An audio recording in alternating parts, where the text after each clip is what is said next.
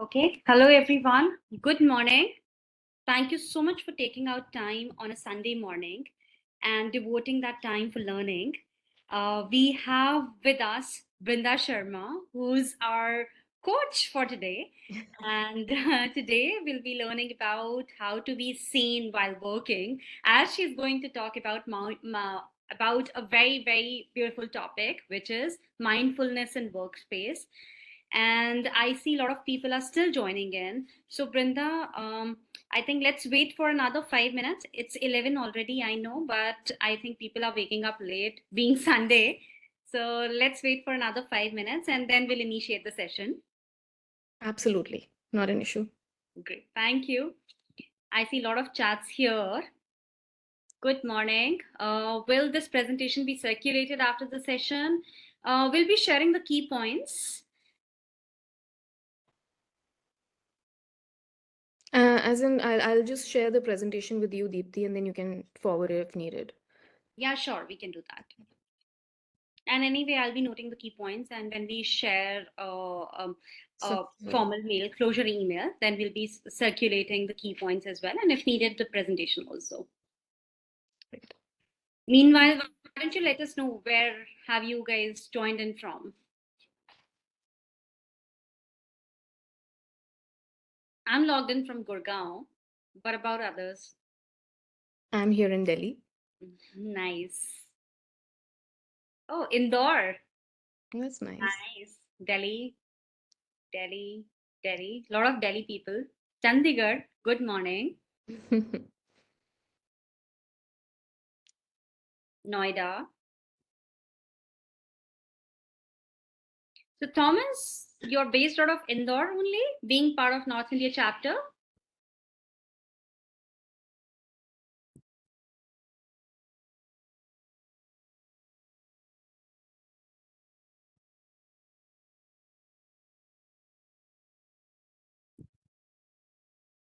Okay.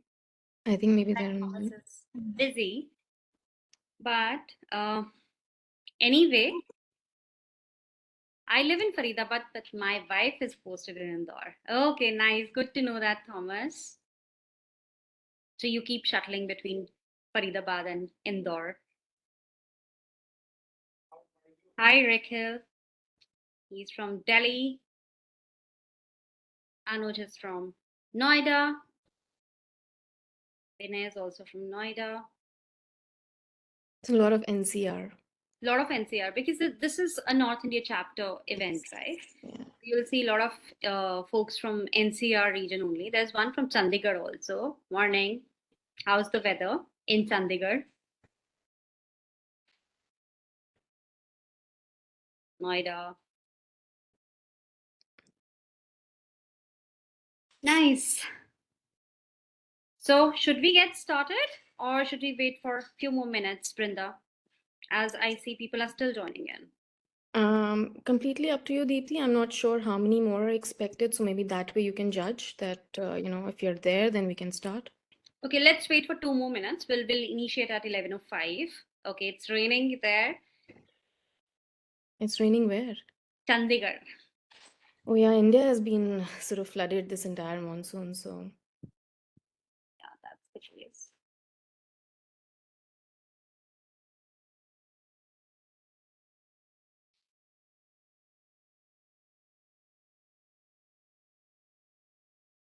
So we'll be so guys, we'll wait for another 2 minutes and we'll initiate the session at around 11:05. I see a lot of people are still joining in. It's a slow Monday morning, seems like for people, but that's all right. yeah, Sundays are lazy Sundays, so Yes, they usually are. We actually struggle to get up in the morning.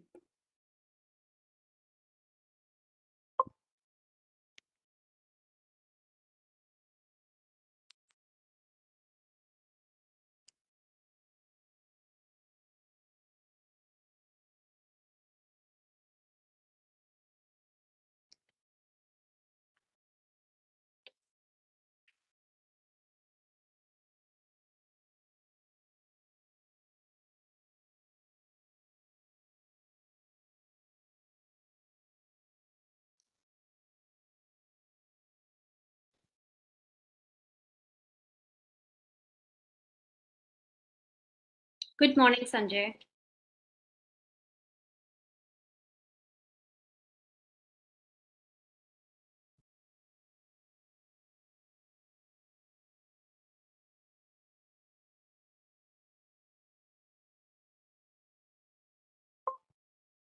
Okay, let's get started then. So, I welcome you all to today's session of Learning by 3 series. And the topic for today is mindfulness in workspace. And we have a beautiful speaker here, Brinda Sharma, who is a mindfulness coach, and she'll be discussing this topic with all of us. And I'm the moderator, I'm Deepti Sehajpal Gori, and I welcome you all to today's session on mindfulness in workspace. Now, let's learn a little bit about the speaker. So, Brinda is a mindfulness and personal success coach with around 2 decades of diverse work experience that involves IT and project management, as well as she established a baking enterprise more recently. She has a strong background in planning, execution, and strategy, and which helped her find success as an entrepreneur. Her personal journey of self reflection, mindfulness, and conscious incremental change over the last few decades has created transformational shifts within and sparked a strong desire to empower those around her towards reaching their true potential. So, Brinda, I welcome you for today's session, and thank you so much for taking out time and explaining all of us on this beautiful topic on mindfulness. And as Brinda is going to talk about mindfulness in workspace, I would like to mention the key points that everyone will be learning during today's session. So we'll be learning about we'll be discovering mindfulness and its key facets. We'll understand why mega INCs are raving about positive impact mindfulness has on business and the workspace. We'll examine real world scenarios to understand how taking a pause can help you better navigate the art and science of project management. And we'll also experience formal and informal mindfulness practices before conducting with simple rituals of integrating mindfulness into your workday. So, as I was chatting with Brinda earlier, she was telling me that she'll also be doing some exercises with all of us. So, I'm really excited for this session, and I'm sure all of you are too. And over to you, Brinda. I really look forward to hearing from you now. Thank you for the lovely introduction, Deepti. Good morning, everyone. I am Brinda, and I'm going to be, like Deepti mentioned, I'm going to be talking to you about mindfulness, the concept of mindfulness, why now more than ever is it more crucial, a cognitive skill to have. What are the elements of mindfulness, as in what do you need to become more mindful as a person, what it helps you achieve, and finally, also how you can integrate it slowly to begin to experience mindfulness and its benefits. So, are we ready to begin? Yes, I'll we quickly are. I'll quickly share the deck with everyone. I'll share the screen. Is that visible? It is visible, Brinda. Okay. All right. So there you go. We have the landscape of project management and project managers. And even though this is not an exhaustive list, I'm sure you guys are very well aware of, the challenges of being a project manager. It's definitely, I mean, I have come from a project management background and I know that it's an exciting job, but it's also very challenging. It is about the results, it is about pressures, it is about thinking on your feet, it is about getting the job done no matter what. Crucial projects riding on you, plans never going as expected. So basically, obviously, it's going to create, stress and anxiety. It is a high stakes job. And we are visual creatures, we are creatures of the senses. So, whatever we experience outside of us through our five senses, right, has an impact on us internally. If the outside in the environment has a lot of noise in the form of pressures, in the form of timelines, it will create turbulence inside. It impacts us in our emotions. We feel, we're not in control of our emotions. There is anxiety, there is frustration, there is even behavior that maybe is not the most effective in that situation. But we know all of that, and yet we are not able to change it or control it. We can't control when we are anxious before a presentation, when we don't want to check our mails in between a meeting, when someone comes to us for feedback, our mind is already running to a defensive response. So we know that this is not something that is serving us well, but are we able to change it? Not really. And to understand why this happens, I would like to kind of do a small exercise. It's a paper folding exercise. So if everyone can probably grab a piece of paper, used, spare, anything to, do this exercise. And we can, Deepti, do we need to give a minute to everyone for this? Let's give a minute. Guys, as Brinda said, just scout for a piece of paper. It could be a tissue paper, it could be a normal paper. I could find this. It was lying just next to me, so I've grabbed a tissue paper. So any paper, newspaper, used paper, tissue paper, any paper would help. Anything that you can kind of fold a couple of times. That's it. Yeah. That's all we need.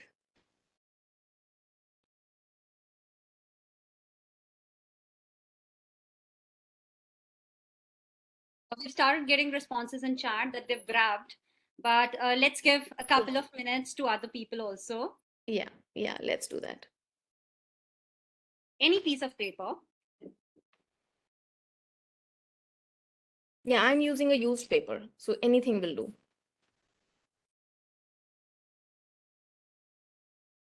Okay. Seems like people are ready. Getting a lot of thumbs up. All right. So shall we begin? Yes, let's begin. Okay. So all we need to do is take this paper and fold it into half.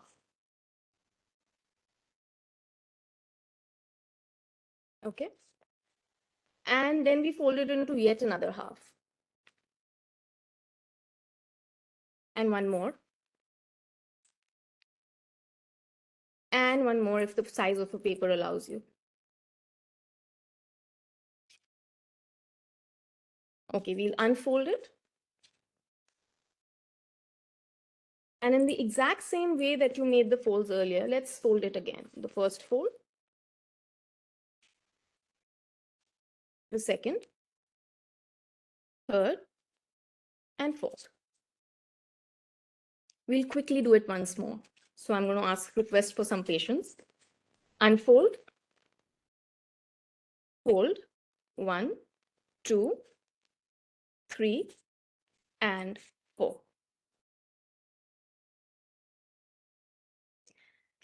So now when you open up this paper one final time, what are you observing on this sheet of paper? Or your sheet of paper for that matter? Please respond on chat.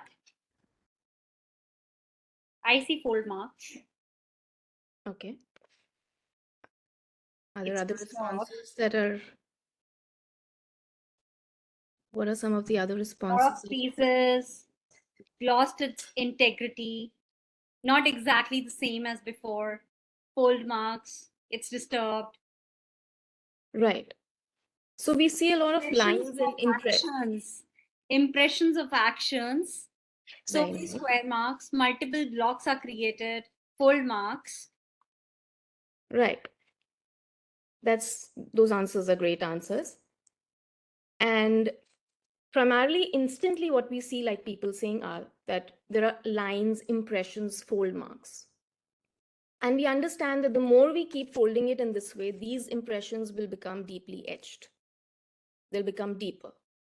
And these deep impressions are what we know as behaviors, thinking patterns, and habits. The more we do something repeatedly, an action that we have done or a reaction, a repeated action is a reaction. That is what gets deeply etched and is called neuropathways of a mind. And now if I ask you to fold this paper in a completely different fashion, what do you think will happen? Will it be slower for you or faster for you?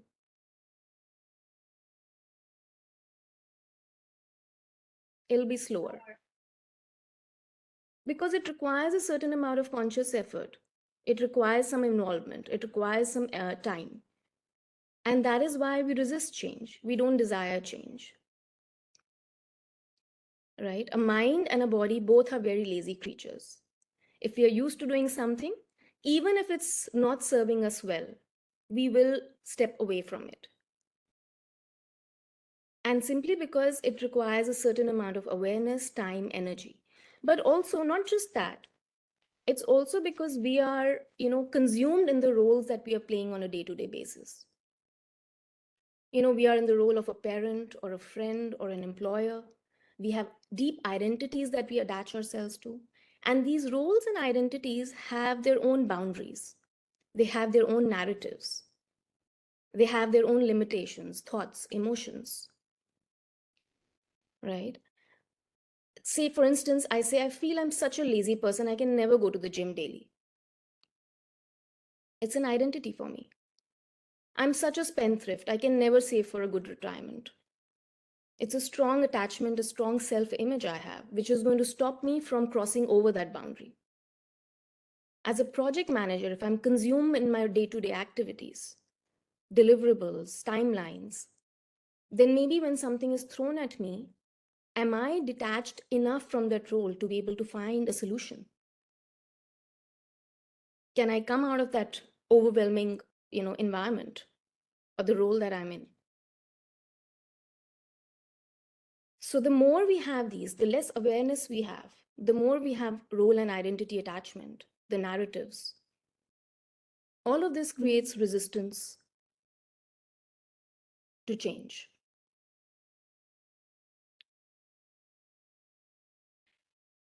And before we go to how we bring about a change, we'll try and understand how the mind actually works, especially when it's triggered, especially when you're in a stressful situation.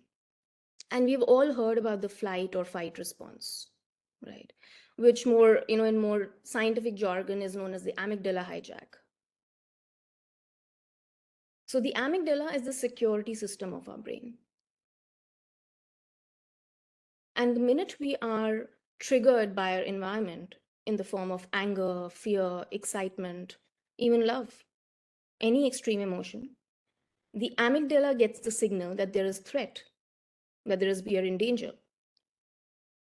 And it starts building up a defense mechanism, which we know as the flight or fight. And parallel to that is something, the other regions of the brain, like the prefrontal cortex or the higher cortex. Now, these are advanced systems of the brain, the ones that are used for decision making, rational thinking, reasoning, appropriate behaviors. And when the amygdala senses threat, it shuts down that system. It's like the security guard not allowing an unknown package to enter into the building. So once that is shut down, all reasoning and rational goes out of the window. Your response is in the hands of the amygdala, which is a reactionary response.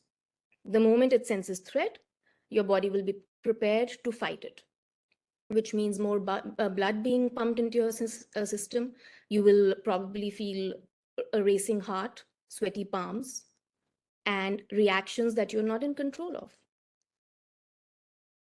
Now, if you think of it, interestingly, when this happened thousands of years back, when our ancestors were actually fighting real physical danger, physical threats like the wildlife, nature, this system worked well.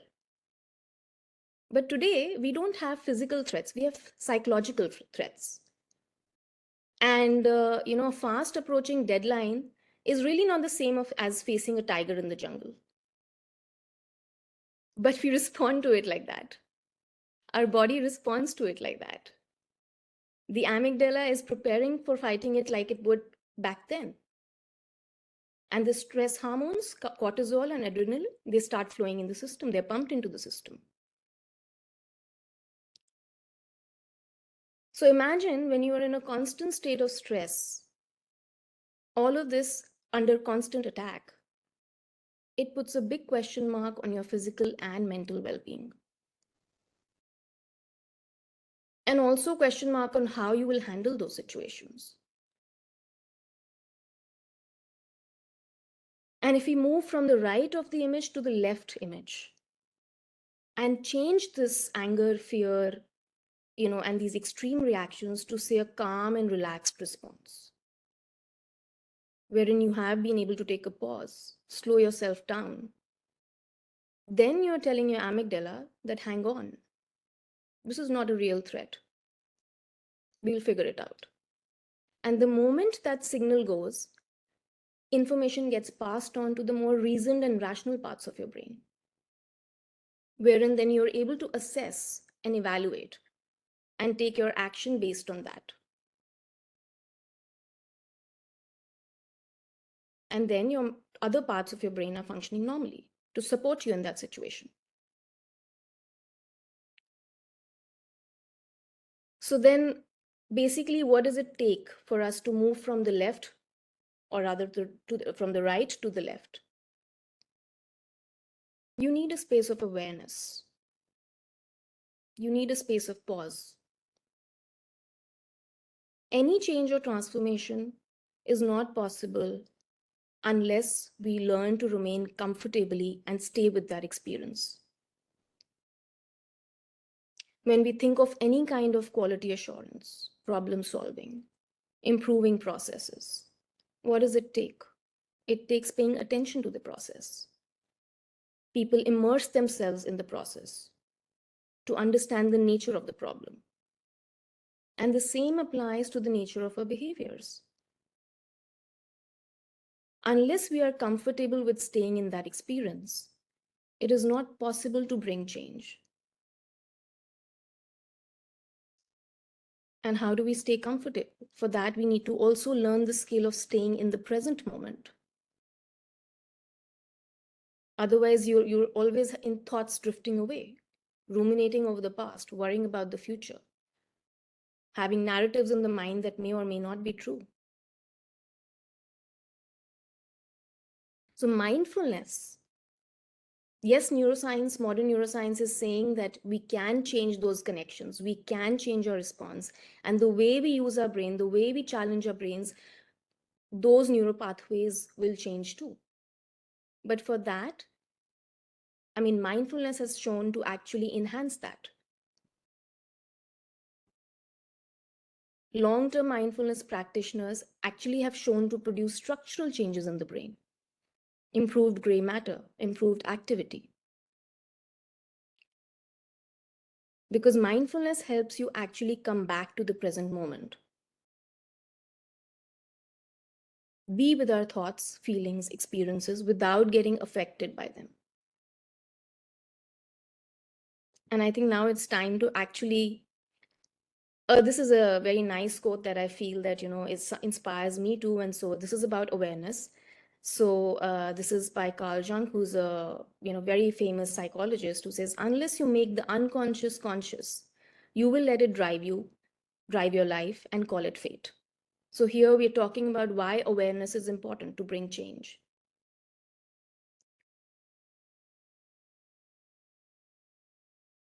And let's get to a formal definition of mindfulness. A technique in which one focuses one's full attention only on the present, experiencing thoughts, feelings, and sensations, but not judging them. So what's important is that being in the present, experiencing the present fully, and not getting affected or not having an opinion about it. And what does it do for you? It teaches you to become aware of how you're reacting to the cause of stress. Disengage yourself from that reaction and instead respond in a healthier way.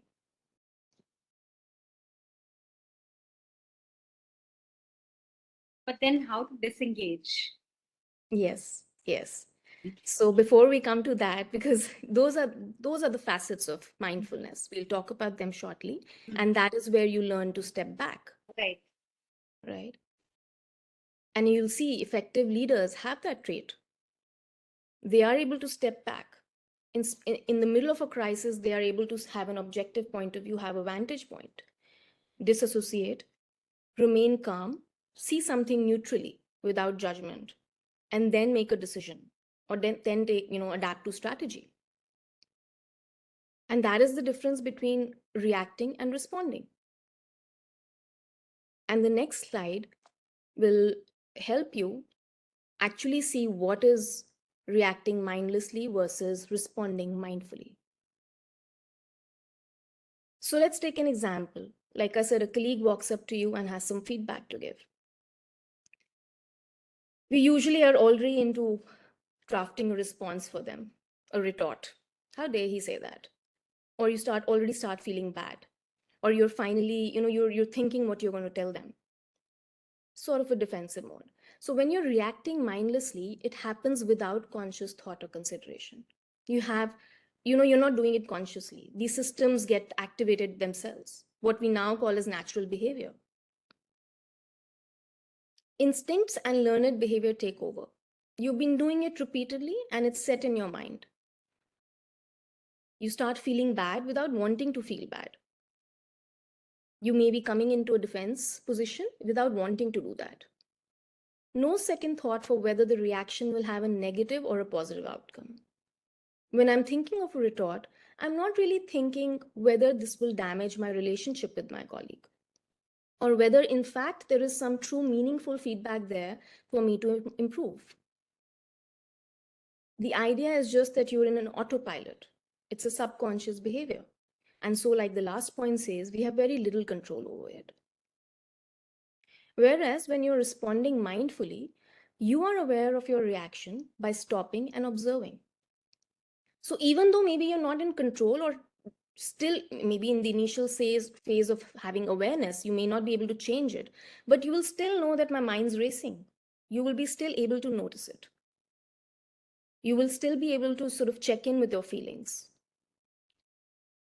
You can identify and become aware of unpleasant or uncomfortable emotions and mindfully select your response. So going further, you check in and you know that you're feeling bad. And maybe you are, sort of trying to respond too hurriedly. Maybe there is, in fact, benefit in listening to the person. And so you come back into the present moment and listen into what they're actually saying. And that is more in control to engineer a desired response.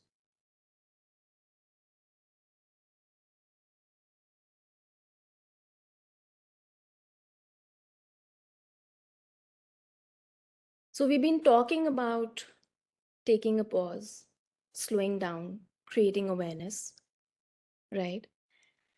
So it's time to take a pause. We have this wonderful exercise which actually, see, there are multiple ways to come back or anchor yourself in the present moment. It could be focusing on your breath. It could be, a mantra. It could be, and one of the easiest ways is to engage your senses fully, right? To be aware of what's in your surroundings, what's in your physical environment, right? And the more we engage or rest our attention on these senses, we begin to feel grounded.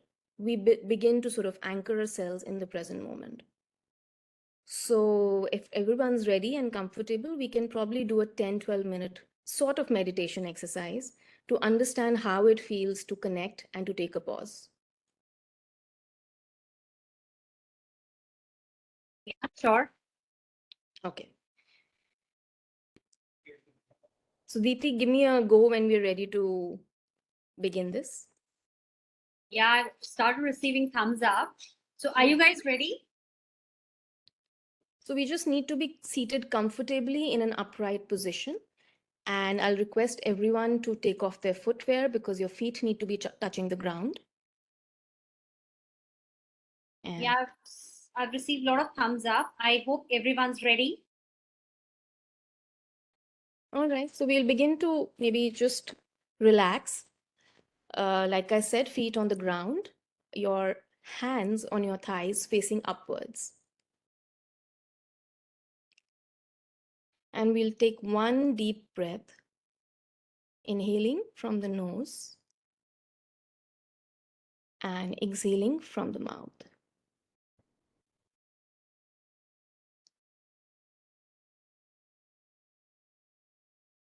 Relax, loosen yourself up. And now close your eyes and shift your attention to the physical sensations of your body.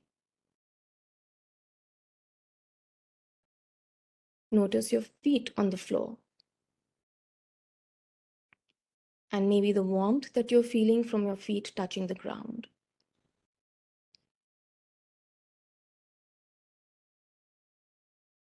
Notice your hands touching your thighs.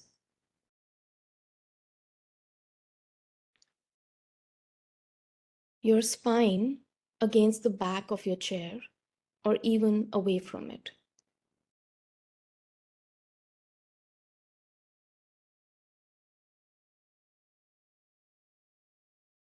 Your clothes sticking to your body. Are they loose or are they tight?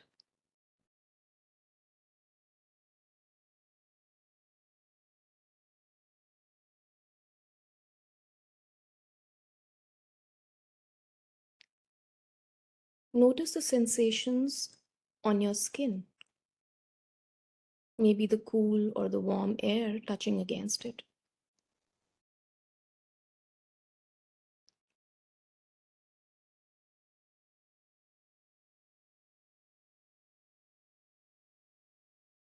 We're trying to notice the sensations going on in our body. Notice the rise and fall of your chest as you breathe in and breathe out.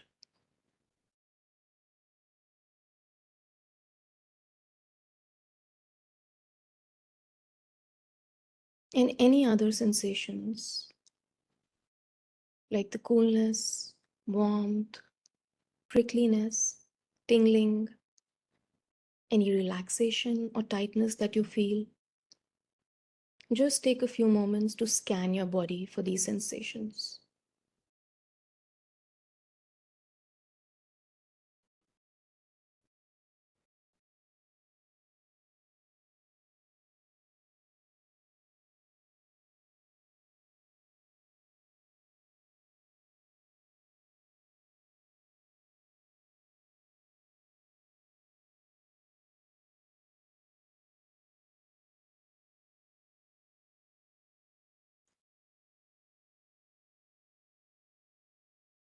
And now, let's move our attention to the sense of sound.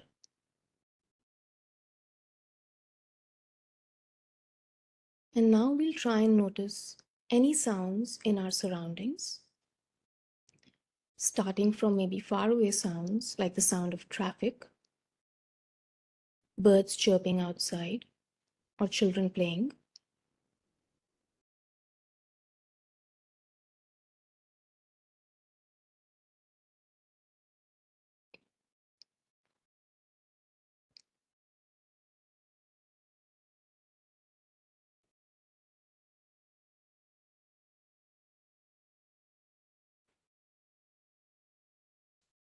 And now let's clump closer inside, maybe to the sounds in the other room, people talking, your fan whirring, or the hum of the air conditioner.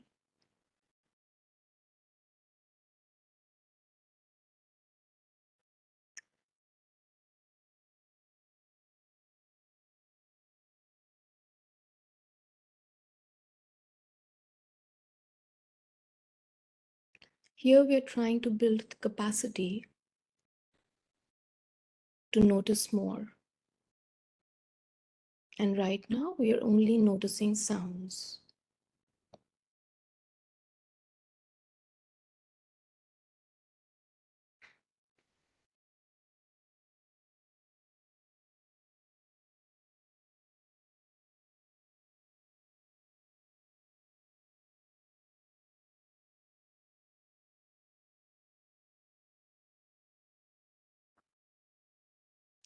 Let's move our attention to the sense of smell. What are you smelling in your environment? Maybe the aromas from the kitchen or your own scent, or actually a lack of smell. And that's fine too.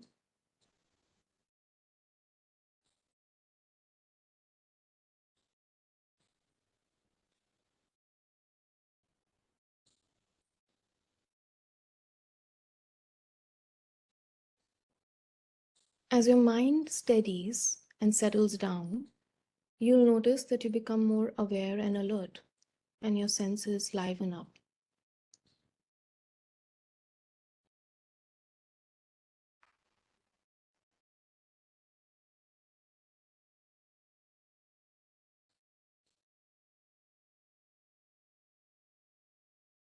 And now let's move to the sense of taste. Notice the taste in your mouth, maybe from the remnants of your breakfast or the last cup of coffee you had. Or again, maybe there is no taste. And notice that too.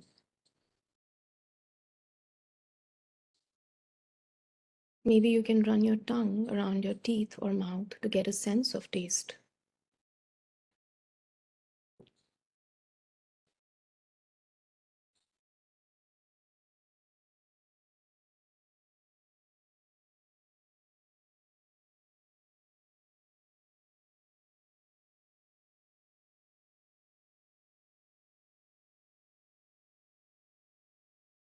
Remember to notice your taste throughout the day.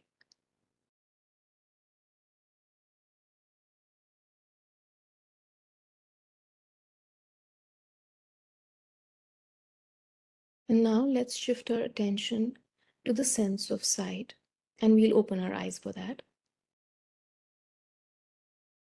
Look around the room and start to notice any movements, colors, textures, shapes that are around you.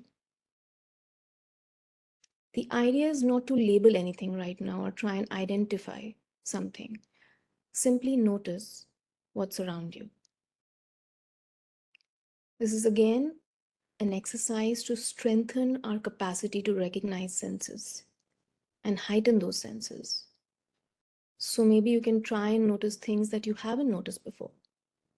Maybe, shadows on the wall, a crack on the wall, a painting, colors and textures in a painting that's next to you.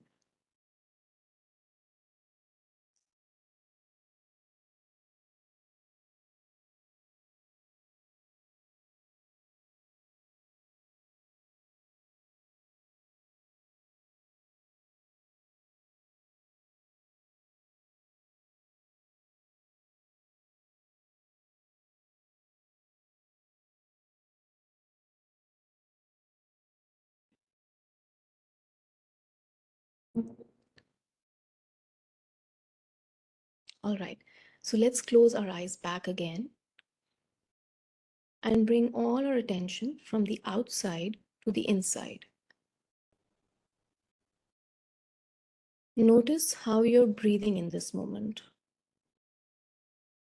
Follow how your breath is flowing in your body and then outside your body.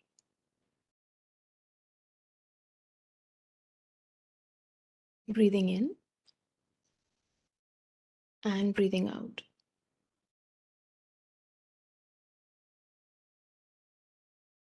We are simply noticing breathing. There is nothing that needs to be done here.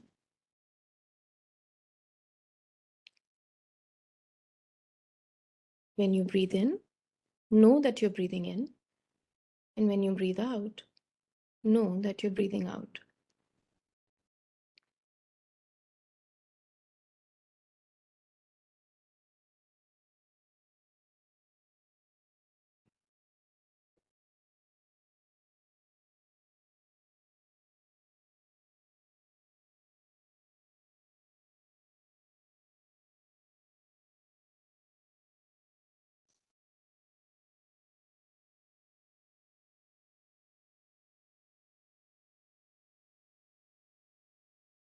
And now, allow yourself to breathe a little more deeply than you were breathing earlier.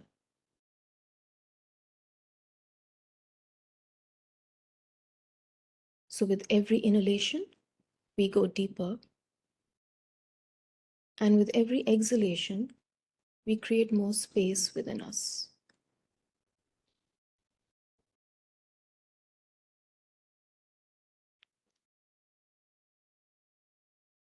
And if you notice any thoughts or distractions that our mind is getting busy with, that's all right. That's what the mind is designed to do. Simply notice the thought and let it go. You don't need to change it. You don't need to push it away. It's only a thought. Notice, let go, and gently remind yourself to come back to the present moment. The idea is to experience your thoughts, feelings, and emotions without doing anything about them. Stay with your breath for a few moments.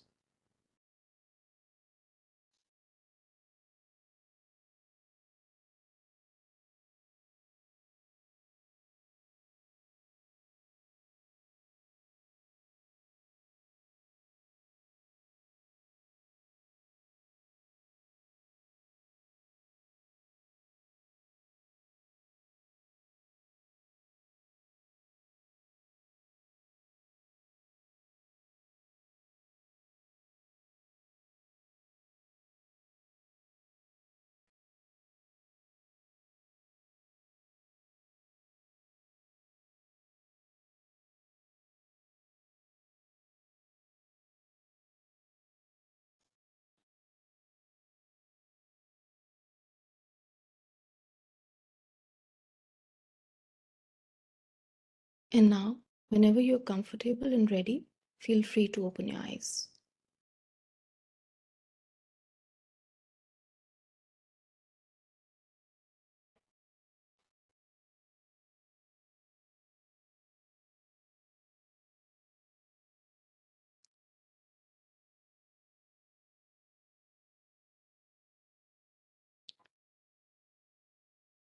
As in when everybody opens their eyes, maybe they can give us a thumbs up or some signal that everybody's back on again.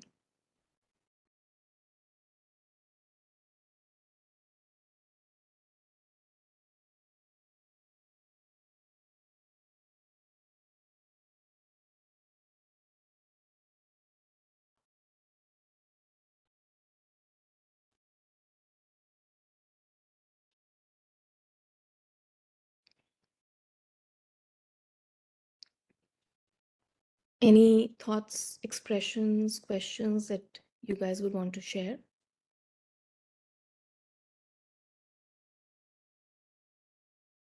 I feel light. Wonderful. Relax. Very relaxing. Ajanta says relaxing. Okay.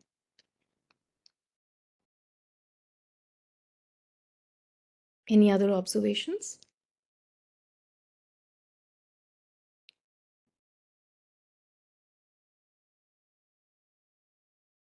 Okay. I realized how many noise. Okay. Was in the present. Lovely. Calm.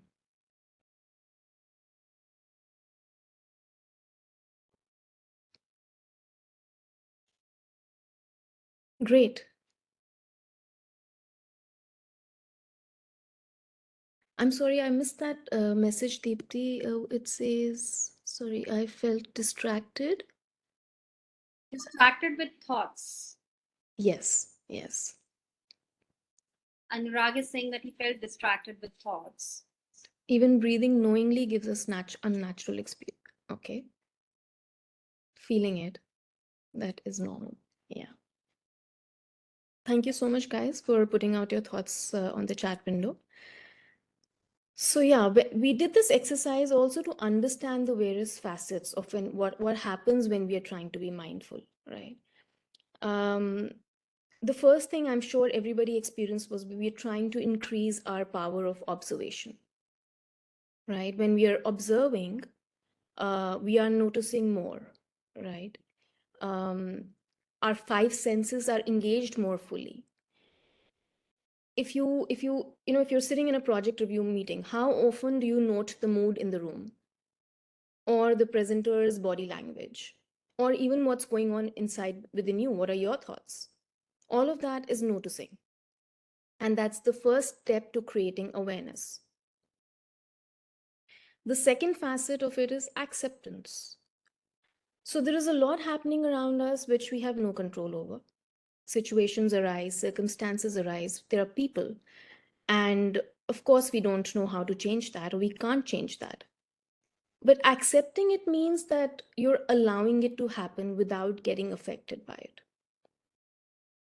And when we're accepting it, it does not mean that we are surrendering to it or we are agreeing with it, but we are trying to find a way to be in harmony with it.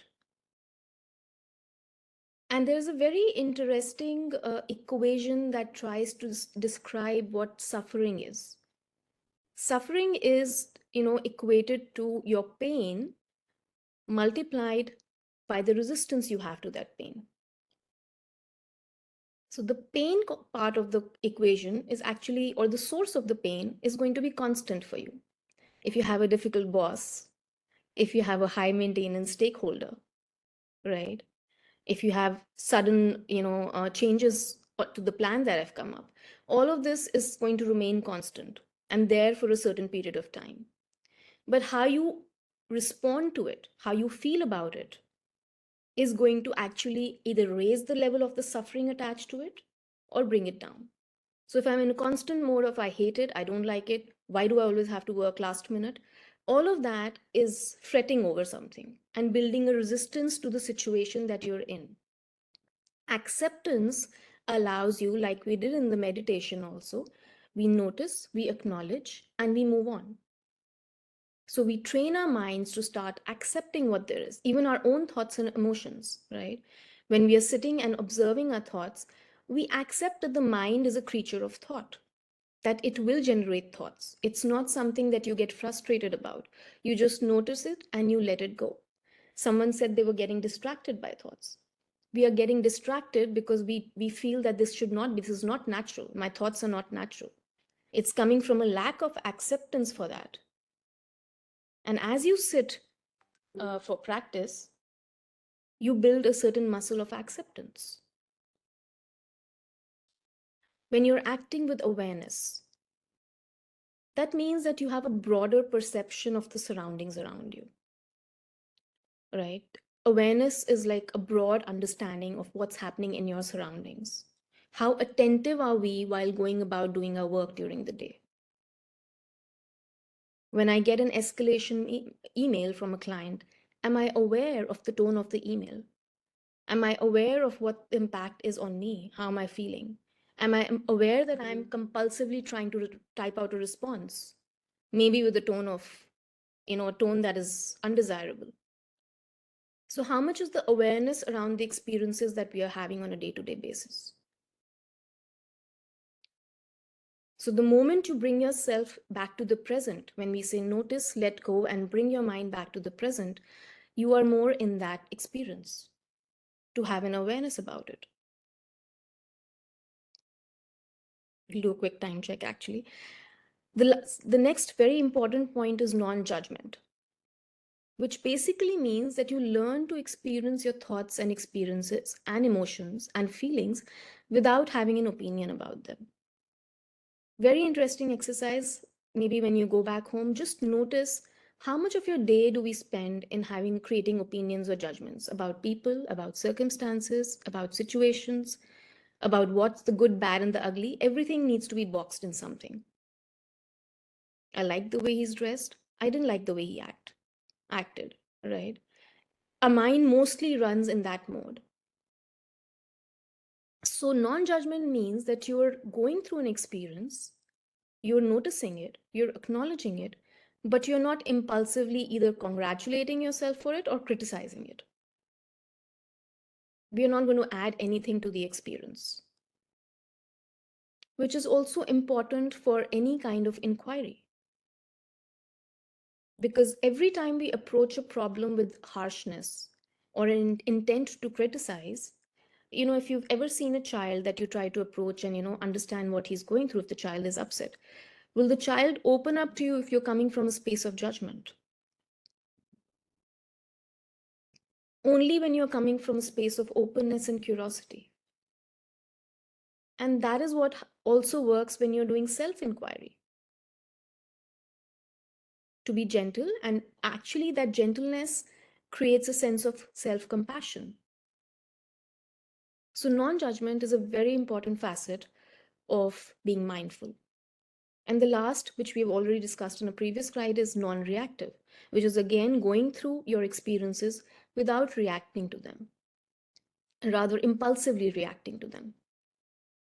So every time you have a stimulus or a trigger, and between that stimulus and trigger and your response, there is a space. And that space is where you choose the kind of response you want to give to that trigger. How you choose to respond to the situation in that pause will define the quality of your leadership. So, all of these facets together make a fulfilling experience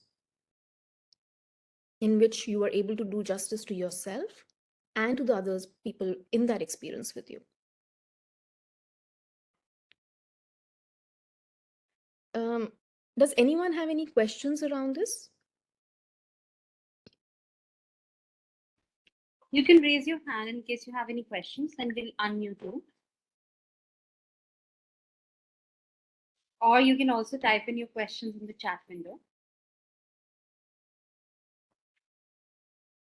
Dhirendra has written some interesting points. He mentioned it earlier when you were As talking it about. happens every week, it becomes Yes, that's such a beautiful point. Because Yeah. that's what happens with everything from driving to doing our other chores, that slowly that we do it repeatedly, it becomes autopilot, right? And then our mind is free to go over and drift into other areas because now we are doing it at unconsciously. It doesn't require an effort. And so you freed up your mind to go and think about irrelevant stuff. Absolutely. Knee-jerk reactions are reactive because that's something that's not in your control. You have subconsciously embedded it in your mind, but you have no control over it. So definitely, that's absolutely correct. And responding is, yes, responding is thoughtful or responsive action. Responsible action is response.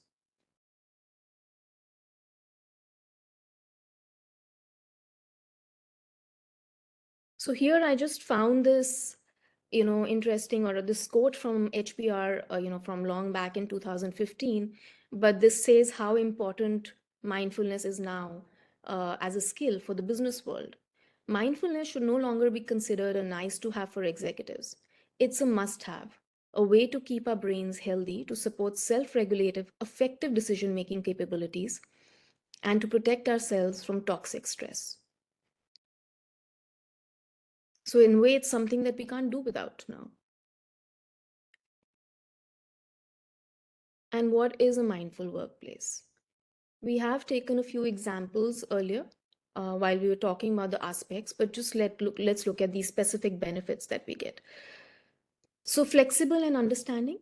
As we start, practicing mindfulness, and like we said, we start practicing non-judgment, acceptance. We are more kinder and gentler to ourselves while we are doing the practice, right? All of this allows us to recognize our own emotional states, become aware of our own thoughts and feelings in situations. And then this translates also to when we are interacting with other people. You are in a better position to recognize your team's emotional states, which consequently means there is more flexibility, there is more understanding. High focus and productivity. As you're quietening your mind, as you're silencing your mind, when you're clearing your mind of, any distractions, you're handling distractions better. This is naturally more, this is about more focus. Anybody who can handle their distractions, anybody, I mean, how many times in a day do we feel compelled to look at our phone or check our emails? Every second minute. Every second minute. But then when you create an awareness, when you create a calm mind, when you know what you're doing, why you're doing it, that creates more focus, remaining in the present. You will start to appreciate the value of single tasking, And it is very counterintuitive to say that today because multitasking is the way to go. We can't manage without multitasking. But the moment we start collecting our energies back to ourselves, when we are in practice, what are we doing? We are trying to bring back all our attention from everywhere that is it's scattered to us.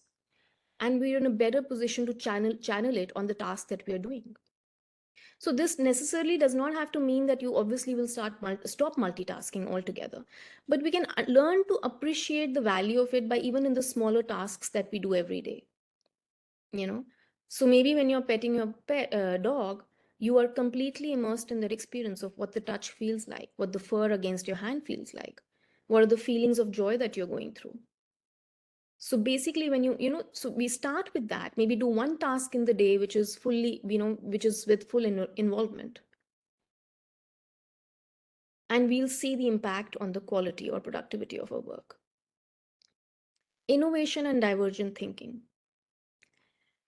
When we want our teams to brainstorm about ideas, right? We want people to come up with creative solutions. When does it happen best? It happens when someone is in a calm mind. Again, someone who's away from the situation and the madness, who's able to step back. Also, creating a safe space for people to actually come and express their ideas. A lot of the times, people will not express their ideas because they feel the fear of being judged. So when you are bringing non-judgment into into practice, into your behavior, you are creating a safe team for people to commit mistakes, to have an open dialogue, to actually, be able to come and express what they're thinking or even express ideas, be more creative. Better strategy and decision making. So like we discussed, as you become more calmer, as you become, get more clarity, it basically improves the areas of your brain that are responsible for, reasonable thinking, that's responsible for rational, responsible for adapting to new strategies in the face of challenge. These are all the areas that benefit from a mindful practice. Like we said, leaders who are effective in decision making are the ones who can remain calm and step back from the situation.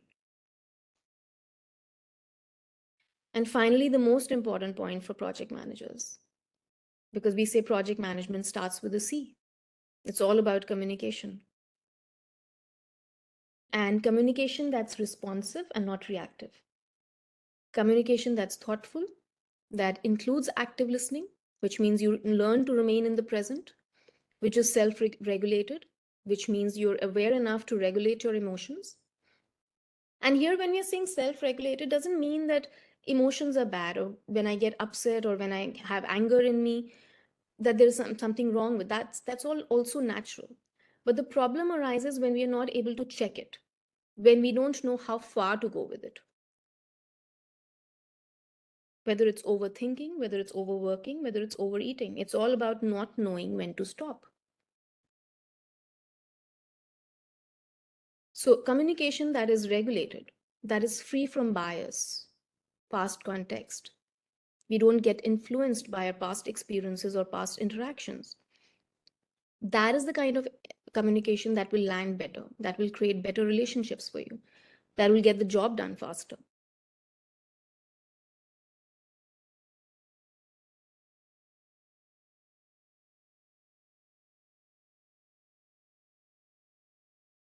So, we are talking about all of this.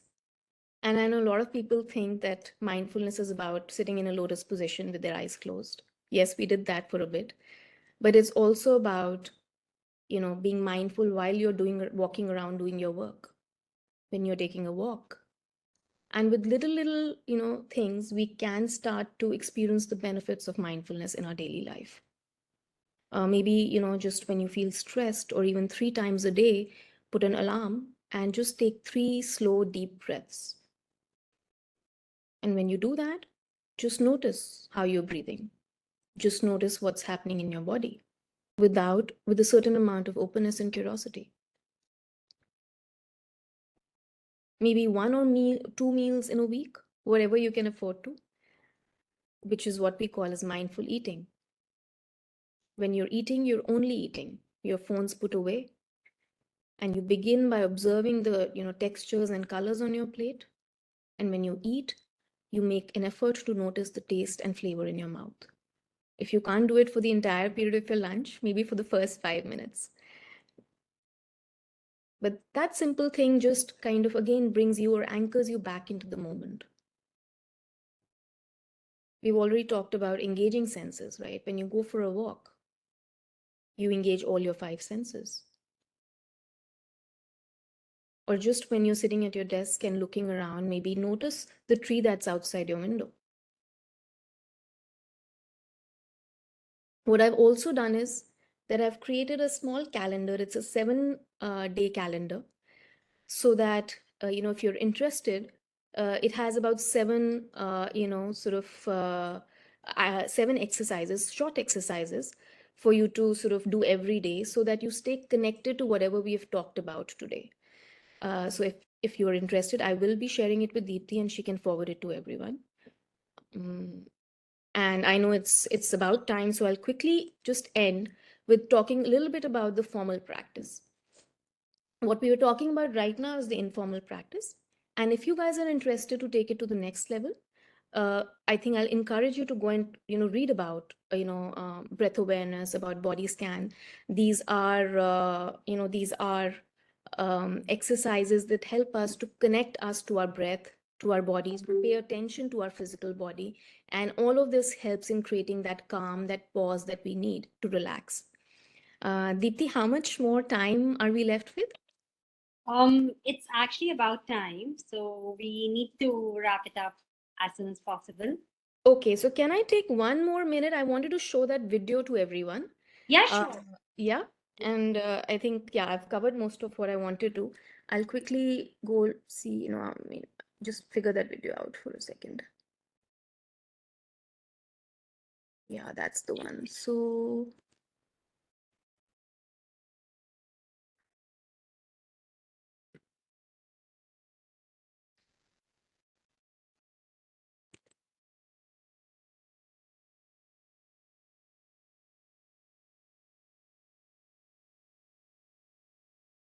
okay, can everyone see this? Yeah, we can. Can you make it full screen? Yeah, is that okay now? No, No? no, it's not full screen yet. Can you tell me what is the button for it? Because I'm not very comfortable On with. your YouTube, Oh, yeah, YouTube window, yes. Yeah, now it's full screen. You All can. right. So this is a small snippet by Djokovic. Of course, he's one of the tennis greats, and we understand tennis being one of the most high pressure games in the world. So let's see what he says about tackling pressure on the court. Learned about, I guess, lessons I've learned about, I guess, mental strength is that, if you lose your focus, if you, you're not present, things start to go the wrong way for you, it's fine. Accept it and then come back. And I think that recovery of how long you stay in that emotion is what differentiates you from maybe others. So I think the recovery is more important than actually working hard to stay in the present, because it's almost impossible to stay all the time in present. We always think, what's going to happen? Is this, am I going to win or not? Or so you go back and forth, but then how quickly you go back.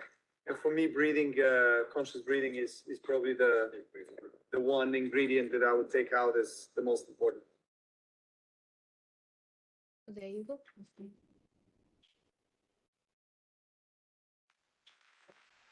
So conscious breathing is a key takeaway. Thank you very much. Thank you, guys. Good evening. You need to stop your YouTube. I think okay. Yeah, you were saying something, Brinda. Yeah, so basically, he's talking about the entire process of noticing, coming back, letting it go, accepting, and conscious breathing. Yeah. So that's about it from me. Well, thank you. Thank you so much, Brinda. This has been a wonderful session. It as you see, a lot of reactions in the chat window itself, that it was very, very impactful, and I'm sure it is going to help all of us. Being project managers, if we are in a crisis situation, I'm sure now going forward we won't be running here and there like a headless chicken. We'll be more mindful. of situations, and we would be responding to a situation rather than reacting.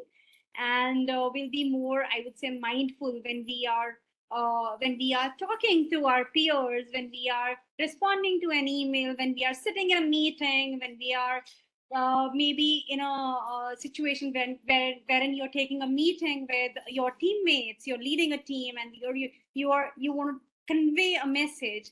I'm sure in all these situations, everyone is going to be mindful than before. And I'm sure all of us have taken a lot of learnings from this session. And there'll be and it is going to help us become a better, I would say, project managers or managers in our stream. So thank you so much for that. Thank you, Brinda. Wonderful, Really Deepti. appreciate that. Thank you for that feedback. Thank you. Okay, with that, we come to the end at today's session. Your feedback will be very, very helpful. If you have feedback, do share it with us. We'll be there is going to be a form which you need to fill when you close the window, as in when you end the session. We'll be happy to know about the feedback on this session. And if I talk about PDU, you'll be able to claim one PDU after attending this webinar. So you need to log into PMI.org with your credentials. Go to PMI CCRS dashboard, click on report PDUs, click on course or training. Course provider is PMI North India chapter. Course name is Learning by 3 Mindfulness in Workspace. And the event ID or PDU claim ID is C1182DYY4D. And the start date and end date will be today's date, which is July 30th, 2023. And in case you have any questions, any queries, you can reach out to me or Vikas. With that, it's me, Deepti Sehpal-Gori, signing off. And again, I would like to thank Brinda for this beautiful session. I'm sure all of us have learned a lot from today's session. It has indeed been a very, very, I would say, impactful session and an eye-opener for all of us. And we've got a lot of learning. As in, every time when we get into a webinar, we enter a webinar with a thought that we'll be learning more about this topic or that topic, or which is going to increase our knowledge. But this not just increased our knowledge for our workspace, but I think these learnings will be able to, I would say, replicate in our day-to-day life, not just project management, but in our day-to-day lives as well. So thank you so much for that. Thanks, Brinda. Thank you, guys. Have a nice day. Everyone. Have a lovely day. Bye-bye. Bye.